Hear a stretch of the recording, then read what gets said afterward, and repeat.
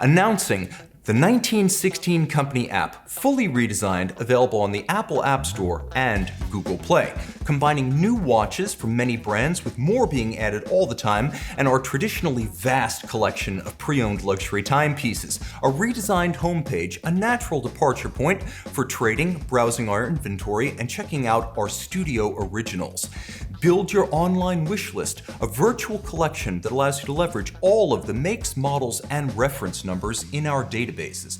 And seamless trading. Contact your advisor, forward pictures, get an estimate, and choose your next match from our vast online inventory. All of this on the 1916 Company app, available on Google Play and the Apple App Store. Hi, I'm Tim Mosso and welcome to the 1916 Company. I'm here with Jack Forster, and today we're going to dive straight into one of the enduring questions asked by collectors veteran and new, and that is, how important is accuracy in luxury watchmaking? Jack, first of all, difference between precision and accuracy, because they're not the same thing. Yeah, I mean, precision is, the standard way that precision is defined in watchmaking and in horology in general is if the rate of a oscillator, the rate of a timepiece doesn't change from one day to the next. So, for instance, if your marine chronometer gains 6 seconds per day, that doesn't make it terribly accurate, but if it gains exactly 6 seconds every day without any variation whatsoever, then it's precise. And you can use it for navigation purposes quite easily, because all you have to do is compensate for the fact that it's adding 6 seconds per day, and you'll get a very accurate position. Accuracy, on the other hand, refers to the ability of a timepiece, a wristwatch, to keep time in synchrony with some sort of external time reference. So if I set my Navitimer to time.gov, which is the Naval Observatory. Naval Observatory time signal, thank you. Yeah, and it matches that time signal, with very little variation from one day to the next. That's accuracy. And the interesting thing is, you can get accuracy without having a tremendous amount of precision. So if I have a watch that's +5, -3 every day, but I'm putting it in the right position when I take it off my wrist and put it down on the nightstand for the night, the degree to which the accuracy wanders from the reference it may not change all that much. It may look like the watch is both very accurate and very precise, but I might just be getting lucky with the regulation. That's a good point. A couple of different things here come to mind. First, if you've got a watch that is just swaying wildly between time gained and time lost over the course of a week, it's not very precise, though in theory it could all even out. You could have a watch that's running bang on compared to where you set it a week prior, but if you checked it on Wednesday, it would be off by 12 seconds. So you could have a watch that is actually very imprecise that winds up looking accurate over a period. Exactly. One time a watchmaker gave me a basic Valjoux 7750 automatic chronograph, and the first thing I did, he wanted me to basically do a test service on it just to demonstrate skills. So the first thing I did was I put it on a chronoscope to just see how it's running in each position, and what I found was that there were 2 positions where it was wildly imprecise and inaccurate. And that usually means that you don't have a strong starting point. This would not have been a precise watch if it were cased up and used in a timepiece. And the problem in the end was that the balance staff pivots were worn down. But that's an example of a watch that is not capable of precision, because there are going to be times when the orientation of the watch will cause it to run wildly. And if you've got a watch that starts running 5 seconds slow in every position, in theory, you could regulate that out fairly easily. It's isochronous. Right. That is what a watchmaker would want to see, an isochronous watch that just needs some adjustment.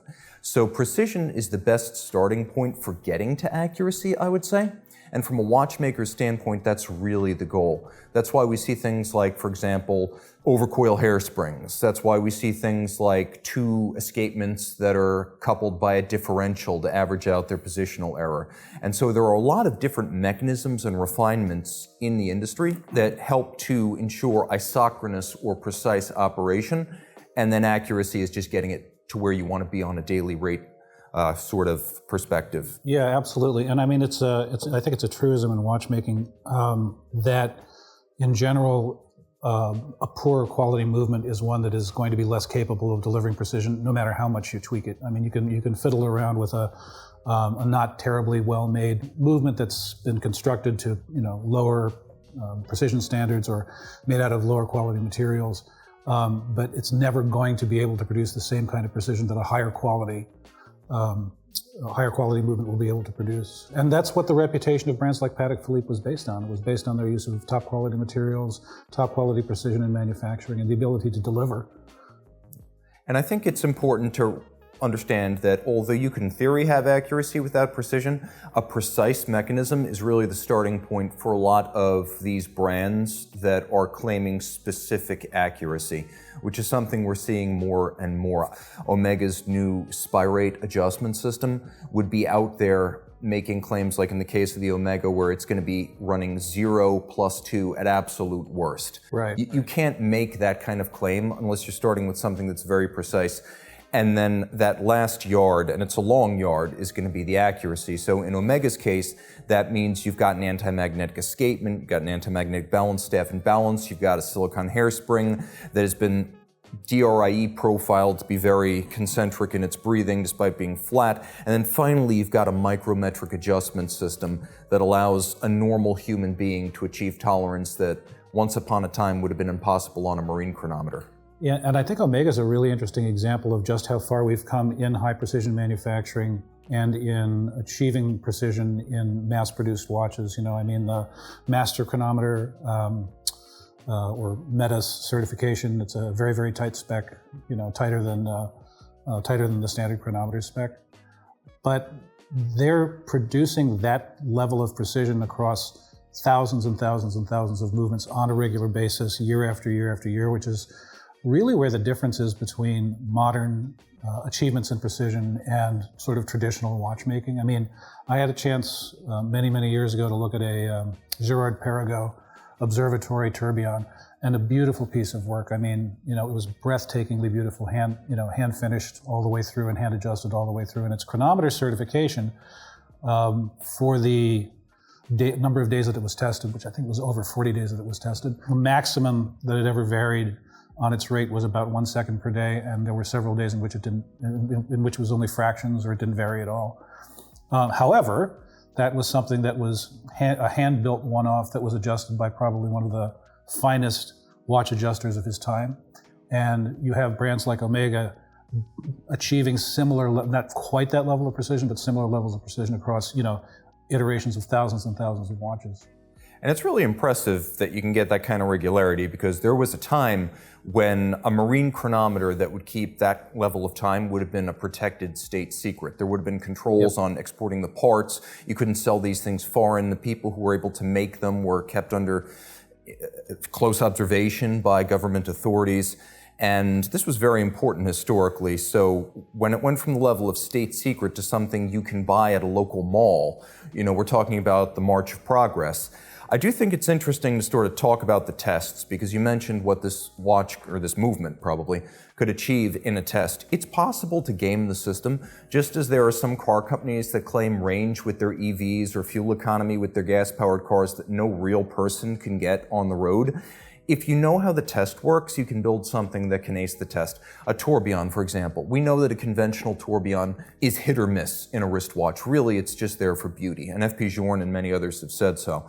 But if you are going to go through a 6-position test, chronometer's 5, but 6 positions would be comprehensive. You're going to have crown up, crown down, crown left, crown right. 4 of the 6 positions are going to put that tourbillon in a position perpendicular to gravity, and it's going to work just like a pocket watch. It's going to do incredible things on the test stand, and then the second you start, waving your arm around, you lose all of that predictability and the advertised accuracy. Yeah, I mean, any kind of standard involves a battery of, any kind of chronometry standard involves a battery of standardized tests. If you know what those standardized tests are, you can build to whatever the constraints of the testing regimen is, which I think is a really interesting point. And of course, the testing regimens don't come out of thin air. I mean, they are designed to reflect certain physical realities that the movement will experience, but for sure, it's an artificial environment. You know, it's like saying that somebody who's good at boxing is going to be a good street fighter. Not that I would want to fight a boxer, but that's a very constrained environment. As an expert on street fighting, I take that very seriously. But no, it's an important thing to note. So in the real world, what are we seeing? Well, I can tell you that the most accurate watch and most precise watch I've ever had was my JLC Duomet chronograph, because it did two things really well. One, it kept timed within about a second gained per day with the chronograph off, and it kept timed within a second per day with the chronograph on. Yep. That's part of having two separate drivetrains, two separate power supplies, and two parallel movements in one case. And they were both outstanding. That was the most accurate and precise mechanical watch I ever owned. Do you have any stories of watches that just blew your mind that you owned or experienced? Well, I mean, this Navitimer is, it's off by maybe a couple of seconds per week, which is much better than the advertised spec. I mean, it's a COSC certified chronometer, but, and maybe I'm just getting lucky with the regulation, but it's frighteningly accurate. I have, if you want to get into the quartz world, I have a first generation Citizen Skyhawk, which I bought the first year that it came out, and it is running within about 3 seconds per year, which is astonishing. I mean, I'm sure that there's some sort of temperature compensation going on in there, although I don't really know for sure. Now, I'd also say this, in terms of what can be achieved with the mechanical movement, superlative chronometer is -2 + 2 per 24 hours. The Omega Spirate system allegedly -0 + 2 per 24 hours. At de Bethune, they like to say that their tourbillon regulators should be functional from a chronometric standpoint, so they should run no worse than +1 per day. Based on what I've heard, there was one tourbillon that did an incredible job in an actual chronometry trial back in 2009, and that was the JLC Master tourbillon, and it was the caliber at, I want to say, 978, and granted, it was factory adjusted, but this is something you could buy in a watch that at the time was made of steel and cost $50,000, and it was extrapolated out to 47.5 seconds gained per year. But then, the next 2 years that they held the competition, right behind the headliners, there was a Tissot branded ETA 2824 that was performing almost as well.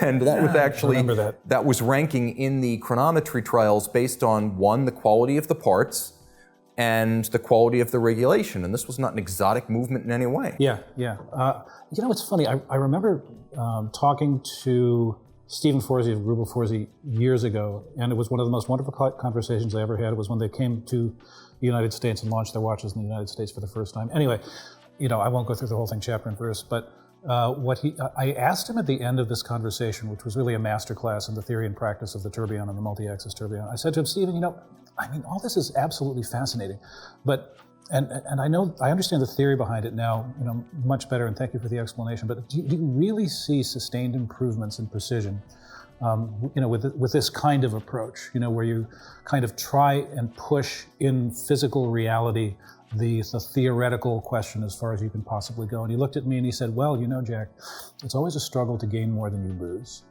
And I really took that to heart, because I think it's true. You can pursue precision with more and more sort of complex, and this speaks to what you were saying about the Tissot and the chronometry trials, right? I mean, you can pursue chronometry through more and more arcane and more sort of Rube Goldberg-esque technical solutions. But the truth is, every additional moving part has the potential to introduce more noise into the system, doesn't it? It does, and that's why a lot of the most elaborate systems, like having two tourbillon with the inner one angled at 30 degrees, with an overcoil, 6-position adjustment, free sprung. And a rebentoire and a differential. You can get a little bit better. I'm not sure you can get $500,000 better than the Tissot. Just to be fair to Greubel Forsey, that double tourbillon 30 degree, I believe, has the highest in the old Concorde chronometry before they stopped it. It had the highest score of any watch ever tested. So it did.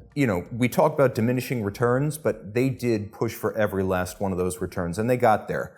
But sometimes you do something that has been completely unprecedented, and it works, and it's relatively simple, and God is in the details. Reportedly, the Breguet 574DR in the classic chronometry that won the GPHG Aiguille d'Or in 2014, reportedly that competed in the chronometry trial, but sort of under lock and key in an NDA. And it got the highest score unofficially of any movement ever tested. And now we've got basically I would assume that it's Breguet, it was a Lemania development. It's got magnetic balance pivots with one side basically held against a frictional surface and the other side suspended magnetically. It had a silicon escapement, silicon hairspring, and an exceptionally high running rate. And all of these things, which are really refinements, nothing as spectacular as 2 tourbillon in a single cage. But this was the movement that actually set the mark all time for actual precision tested. You know, it's funny you should bring that up, because I had a conversation with Emmanuel Breguet, of all people, about what Abraham Louis Breguet was doing, you know, in terms of producing his own high-quality watch oils. But during the conversation, the subject of that watch came up, and he was expressing a little bit of frustration that the brand doesn't talk enough about their technical achievements, including the magnetic pivots. He mentioned the magnetic pivots specifically. So you've got a spectacular movement that's done things potentially record-setting. I mean, I'm almost speechless, because we've got a confirmed case of a major group brand not touting itself enough. Yeah, and it seems very weird, doesn't it? And it kind of gets to the, you know, we talked about a number of different possible subjects for, you know, this, our sort of, you know, first on-camera conversation in a while. And the reason that one of the reasons we wanted to talk about this question was because, you know, I guess the $64,000 question is, to what extent do people actually care about accuracy, and to what extent does the pursuit of precision for its own sake really move the needle for a brand? Because a lot of money is being spent in R&D. And, you know, if I were a brand, I would sort of begin to wonder at some point, you know, speaking of laws of diminishing returns, you know, is this really going to make a difference to consumers? And I think a good example of that, and by the way, Breguet, if you're out there, we would love to talk about that movement. Give me a call. This is a big deal. In 2017, Zenith announced it was going to include monoblock silicon oscillators that would replace a substantial number of parts in the watch, parts of the escapement, the balance, the hairspring, all of it. And the idea here was you'd have a super high frequency, low amplitude oscillator that would give you otherworldly precision to the extent of maybe 1/3 of a second gained per day, to the point where it's competitive with quartz. You get an extended power reserve because the amplitude's so low, it doesn't draw a lot of energy. And initially, this was launched in limited production with a chronometer certification. Then they had to back off that because they weren't actually performing to that level in people's hands. Then they backed off the technology altogether and stopped selling it. Whereas Frédéric Constant, which is pushing forward with this, with its basically manufactured monolithic series, it's pretty open about the fact that this is not yet keeping better time than a Swiss lever escapement. But they're taking a different approach than Zenith, which is sort of treating it as a dead end. They're treating it as sort of the first inning of a 9-inning game. You know, it's like, what was more reliable in 1903, a horse or a car? What's more reliable today? Which horse do you wish you'd backed in 1904, 1903? So there are technologies out there, Senfin from Valchet manufacturer, Resinique from De Bethune, the monolithic technology from Frédéric Constant. And if they ever want to revisit it, the high frequency oscillator from LVMH, all of these potentially putting a mechanical movement on par with quartz in terms of precision and accuracy, but you lose the soul of the watch. Like, would you back off maybe a few degrees to have something that was made by a person instead of a computer? Yeah, or something that just feels, you know, a little bit more directly connected to traditional watchmaking. I mean, I remember when the first silicon balance springs started to come out, some of them in very, very high-end watches in the early 2000s. And, you know, I mean, I didn't really know what to feel. I mean, there was a part of me that was sort of outraged about the whole thing. You know, I mean, come on, silicon in a mechanical watch. Although, of course, Niverox type alloys are already something that a watchmaker at his bench is not going to be able to make. That's, in its own way, as much a high-tech industrial product as silicon. I don't know. I think consumers may not be all that motivated by achievements in precision, or by, you know, it's good for a brand from a bragging rights standpoint and a marketing standpoint to be able to say, like, you know, our spec is 2 seconds tighter than the other guys. But that doesn't seem to be the main. I mean, I care, you care, but you and I alone cannot sustain the entire Swiss watch industry, try though we might. Well, here's the thing. By the way, if anyone wants to make a donation, Tim Mosso at the1916company.com. But I will say this. Creating the world's fastest thoroughbred racehorse is a worthwhile goal.